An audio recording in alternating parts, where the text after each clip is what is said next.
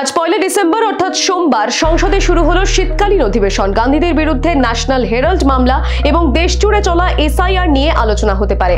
আপাতত শাসক বিরোধী দুই শিবিরই এই দুই বিষয় নিয়ে মাঠে নামতে চলেছে। তৃণমূল কংগ্রেস, ডিএমকে এবং সমাজবাদী পার্টি জানিয়ে দিয়েছে তারা এসআইআর ইস্যুতে লড়াই আরো জোরদার করবে।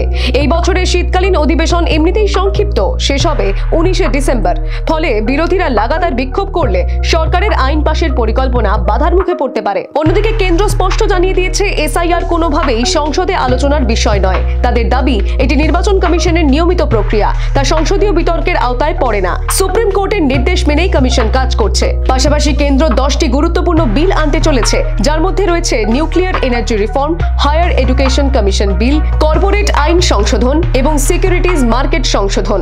সব মিলিয়ে শীতকালীন অধিবেশনে কেন্দ্র বিরোধী সংঘাত চরমে পৌঁছবে বলেই মনে করছে রাজনৈতিক মহল। Bureau report, the wall news.